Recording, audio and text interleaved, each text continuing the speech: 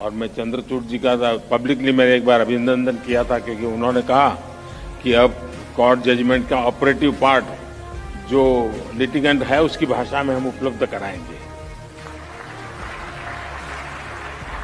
भारत के supreme court को इसके लिए बधाई दूंगा।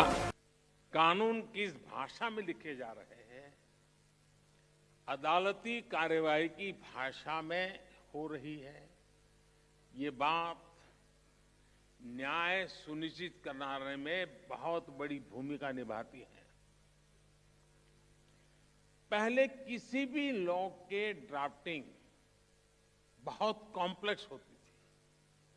सरकार के तौर पर अब हम भारत में नए कानून, जैसा मैंने आपको कहा, दो प्रकार से, और जितना ज्यादा हम सरल बना सके और हो सके उतना भारतीय भाषाओं में उपलब्ध करा सके, उस दिशा में हम बहुत सिंसियरली प्रयास कर रहे हैं।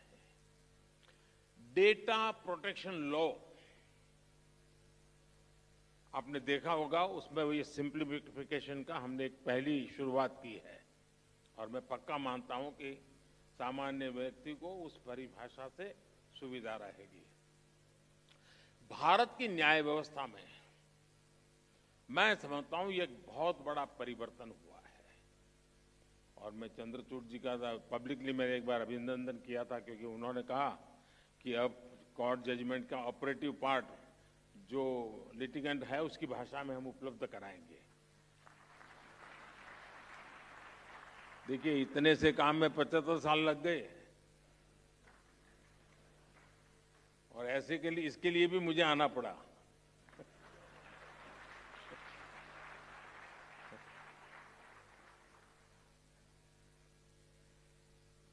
मैं भारत के सुप्रीम कोर्ट को इसके लिए बधाई दूंगा कि उसने अपने फैसलों को कई स्थानीय भाषाओं में भी अनुवाद करने की व्यवस्था की है। इससे भी भारत के सामान्य व्यक्ति को बहुत मदद मिलेगी। कोई पेशेंट हो ना, अगर डॉक्टर भी पेशेंट की भाषा में उससे बात करे तो आधी बीमारी यूं ही ठीक हो जाती है। बस यहां ये मामला बाकी है। साथियों, हम टेक्नोलॉजी से, रिफॉर्म से, न्यू जुडिशियल प्रैक्टिसेस से कानूनी प्रक्रिया को कैसे और अच्छा कर सकते हैं, इस पर निरंतर काम होना चाहिए।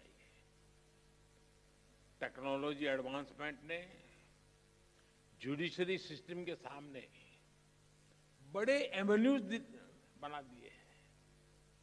थोड़े से टेक्नोलॉजिकल एडवांसमेंट ने ही हमारे ट्रेड, इन्वेस्टमेंट और कॉमर्स सेक्टर को बहुत बड़ा बूम दिया है। ऐसे में लीगल प्रोफेशनल से जुड़े लोगों को भी इस टेक्नोलॉजिकल रिफॉर्म से ज्यादा जुड़ना होगा।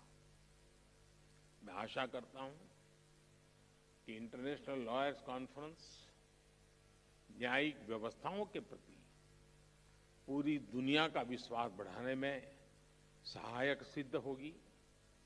मैं इस आयोजन से जुड़े हर व्यक्ति को इस सफल कार्यक्रम के लिए अपनी ढेर सारी शुभकामनाएं देता हूं। बहुत बहुत धन्यवाद।